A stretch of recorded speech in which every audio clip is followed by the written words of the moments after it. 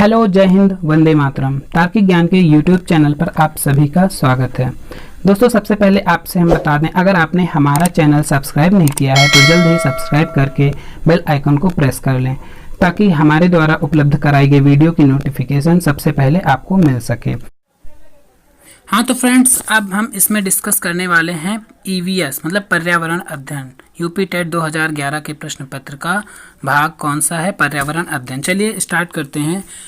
Question number है 121। ठीक है, the example of an ecosystem is, ये तो सिंपल क्वेश्चन है। इकोसिस्टम का पारिस्थितिकी तंत्र का उदाहरण क्या है, ये तो पता ही होगा आपको, तालाब है। चलिए नेक्स्ट क्वेश्चन है हमारा 122। Which is not a biotic factor, इनमें से कौन सा बायोटिक फैक्टर नहीं है, मतलब कौन सा जीवीय कारक नहीं है। तो जीवीय कारक देखिए, पेड़ पौधे मतलब सजीव निर्जीव की बात हो रही है। पेड़ पौधे सजीव हैं, जीवीय हैं, जंतु भी हैं, सूक्ष्म जीव हैं। प्रस्तर का मतलब क्या होता है, पत्थर होता है ना, तो ये क्या है, जीवीय नहीं है, बायोटिक नहीं है। ओके, ये ऑप्शन आपका राइट है।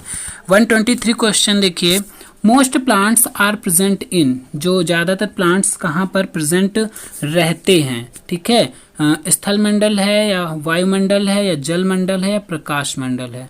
तो यहाँ पर आपका सही ऑप्शन बनेगा स्थल मंडल। ठीक है, A option is the right answer. ठीक है, अब नेक्स्ट क्वेश्चन हमारा 124 देखिए, यहाँ पर क्या है, animals that feed on other dead animals are called, ऐसे एनिमल्स जो दूसरे मरे हुए एनिमल्स को खाते हैं या फिर अन्य मृत जंतुओं पर जीवन निर्वाह करने वाली प्राणी को क्या कहा जाता है। भाई जो मरे हुई चीज़ों को खाते हैं, मरे हुए जीव जंतुओं को, उनको क्या बोलते हैं, पैरासाइट बोलते हैं, डीकम्पोजर बोलते हैं, ओमनीवोर बोलते हैं, स्कैवेंजर बोलते हैं। तो ऑप्शन की बात करें तो करेक्ट ऑप्शन आपका हो जाएगा सी, इनको बोलते हैं स्कैवेंजर। ठीक है, जिनको क्या मृत भक्षी बोलते हैं ना हिंदी में, यहाँ पर इंग्लिश वर्ड लिख दिए गए हैं। ठीक है, पैरासाइट क्या होते हैं, जो दूसरे पर डिपेंड रहते हैं। ठीक है, जो मतलब अपने फूड के लिए किसी और पर डिपेंड हो, मतलब किसी की बॉडी पर क्या, जैसे खून चूसना, जैसे जोंक लीच जो होता है ना, वो ये सब चीज़ें क्या होते हैं, पैरासाइट होती हैं। या प्लांट में भी बहुत सारे प्लांट भी होते हैं। डिकम्पोजर जो अपघटक होते हैं, जैसे बैक्टीरिया वगैरह ना। ओमनीवोर क्या होते हैं, जो दोनों चीज़ों को खाते हैं। एक होता है हार्बीवोर्स जो प्लांट खाते हैं, एक होता है कार्निवोर्स जो फ्लैश खाते हैं, और ओमनीवोर्स दोनों चीज़ों को खाने वाले होते हैं। और लेकिन स्कैवेंजर्स वो होते हैं जो मरी हुई चीज़ों को खाते हैं। नेक्स्ट क्वेश्चन है हमारा 125। देखिए, CNG is the abbreviation of, जो सीएनजी का संक्षिप्त रूप किसका है, सीएनजी, तो ये तो आपको पता ही होगा ना। इसमें ऑप्शन नंबर कौन सा है, बी आपका राइट हो जाता है, कंप्रेस्ड नेचुरल गैस, है ना, ये आपका राइट होता है।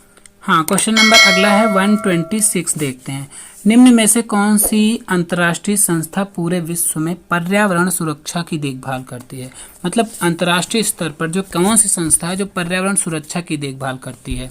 यहाँ पर WWF है या WHO है या पेटा है या UN है। तो करेक्ट ऑप्शन आपका होगा WWF मतलब वर्ल्ड वाइल्ड लाइफ फंड।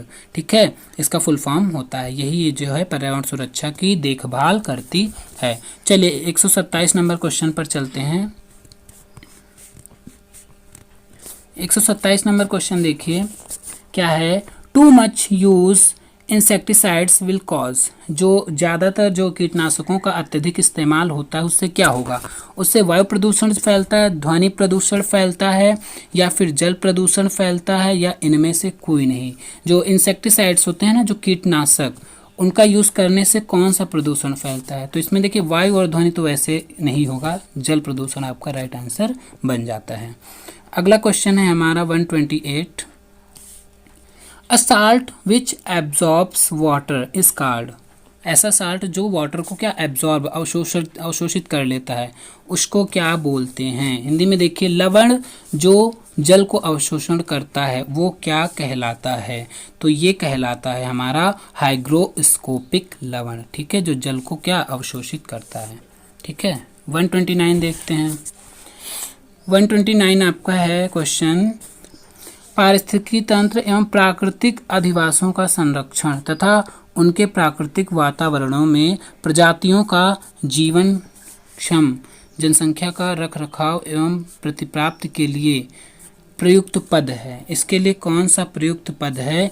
ये आपका सही ऑप्शन है स्वस्थाने संरक्षण। स्वस्थाने संरक्षण ये आपका करेक्ट ऑप्शन बनता है इसमें। चलिए 130 क्वेश्चन है हमारा। सामुद्रिक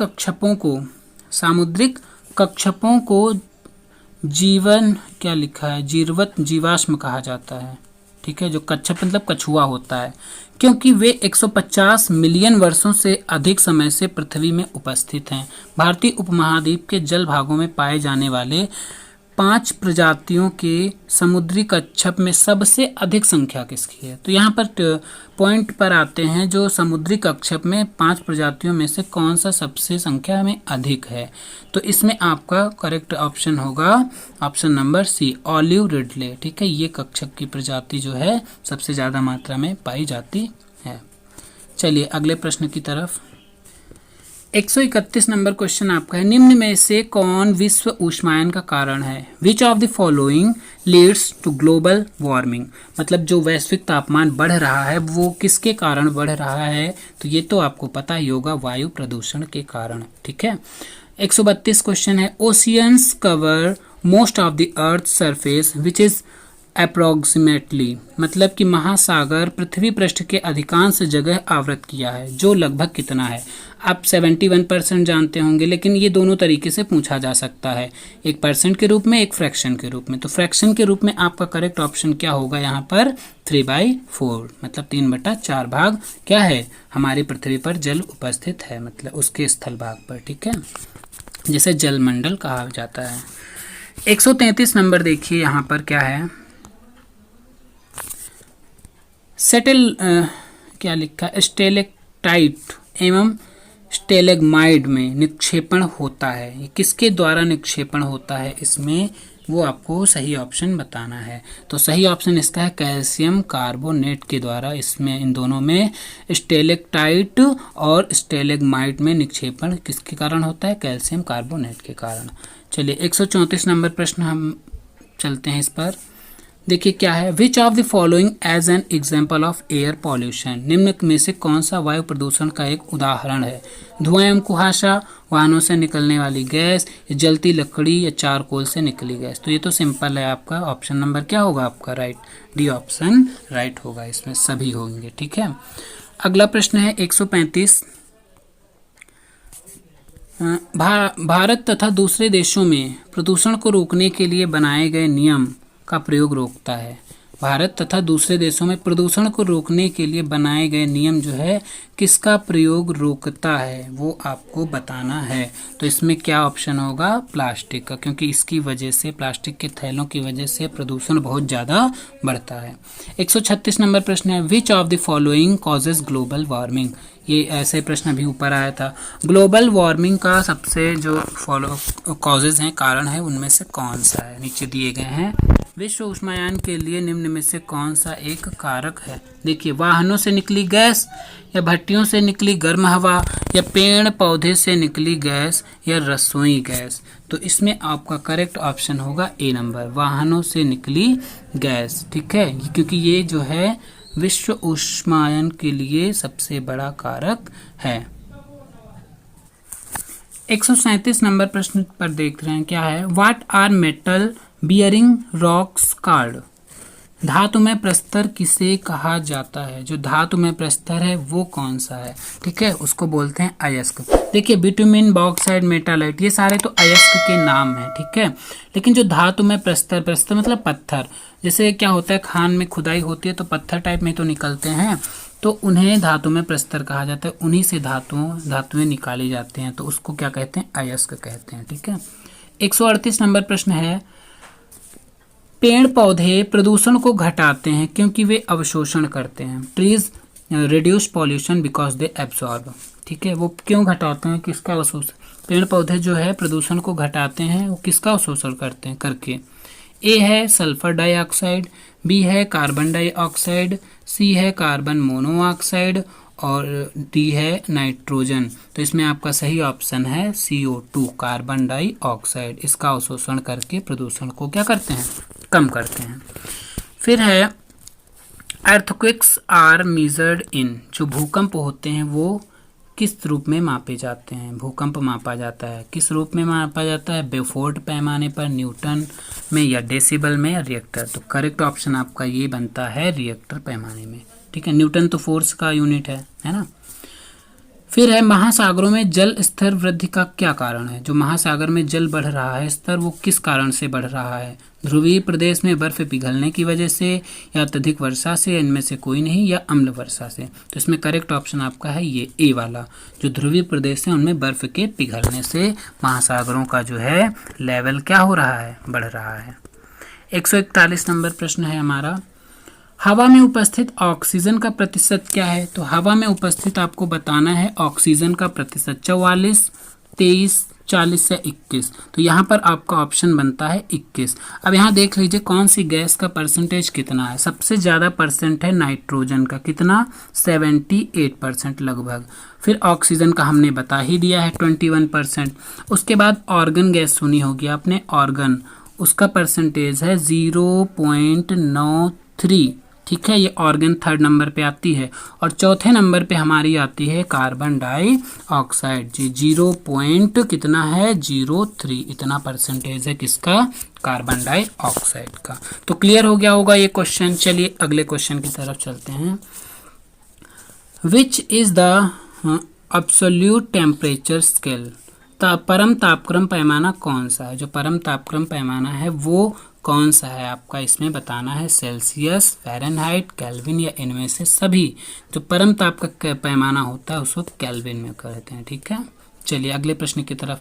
प्रकाश संश्लेषण जो है वो संपादित होता है सभी पौधों द्वारा होता है, या सभी जंतुओं एवं पौधों द्वारा होता है, या सभी हरे पौधों द्वारा होता है, या वायरस द्वारा होता है? तो इसमें आप जान रहे होंगे ना, वायरस तो रॉन्ग है, सभी जंतुओं। प्रकाश संश्लेषण की बात हो रही है तो इसमें यहाँ पर सही हरे पौधों, सभी हरे, जितने भी हरे पौधे हैं वो प्रकाश संश्लेषण का प्रोसेस करते हैं। ठीक है, चलिए अगले प्रश्न की तरफ चल रहे हैं।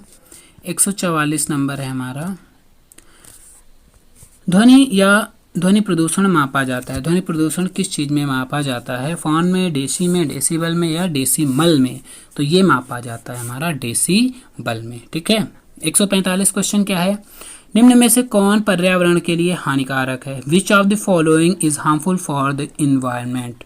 जो हमारे पर्यावरण के लिए जो है वो क्या हानिकारक क्या है? कागज तो नहीं है, कपड़ा, धातु, या प्लास्टिक? तो सबसे हानिकारक कौन सा? हमारा प्लास्टिक बहुत ही हानिकारक होता है। ओके, 145 में आपका डी सही हो जाता है। ओके, 146 देखते हैं। The most harmful sulphur containing gas in the atmosphere is? जो वातावरण में अत्यधिक हानिकारक सल्फर मिश्रित गैस कौन सी है? जो सल्फर से मिक्स हो गैस वो कौन सी है वातावरण में सबसे हानिकारक गैस? तो इसमें होती है सल्फर डाइऑक्साइड, SO2 जिसको बोलते हैं। चलिए अगले प्रश्न की तरफ चल रहे हैं। 147 नंबर है question, air pollution is reduced by? जो वायु प्रदूषण है उसको कैसे कम किया जा सकता है? ठीक है, इसमें वृक्षों के द्वारा, मछलियों के द्वारा, जंतुओं द्वारा, या सूर्य प्रकाश के द्वारा? इसमें आपको ऑप्शन बनता है वृक्षों के द्वारा। World environment day is celebrated on? अगर आप EVS पढ़ रहे हैं और ये क्वेश्चन ना पता हो तो आपका पढ़ना ही शायद बेकार माना जाएगा। तो देखिए, विश्व पर्यावरण दिवस कब मनाया जाता है? 5 जून को मनाया जाता है। चलिए 149 नंबर देख रहे हैं question, which layer protect earth from harmful rays of the sun? जो हमारी कौन सी लेयर है एनवायरनमेंट में, हमारे एटमॉस्फेयर में, जो हमें सन की हार्मफुल रेज से बचाता है? ठीक है, तो इसमें देखिए कौन सा होगा ऑप्शन। एक है आयनोस्फीयर जिसको आयन मंडल बोलते हैं, एक है ओजोनोस्फीयर, एक है क्षोभ मंडल, या एक है चुंबक मंडल। तो इसमें सही ऑप्शन आपका बनता है ओजोन मंडल। ठीक है, ये समताप मंडल की लेयर में पाई जाती है एक लेयर। ठीक है, उसी के अंडर में, तो इसी को कहते हैं ओजोन स्तर बोलते हैं। ठीक है, चलिए ये ऑप्शन सही हो गया। अब 150 नंबर है, फ्लोरा एंड फोना।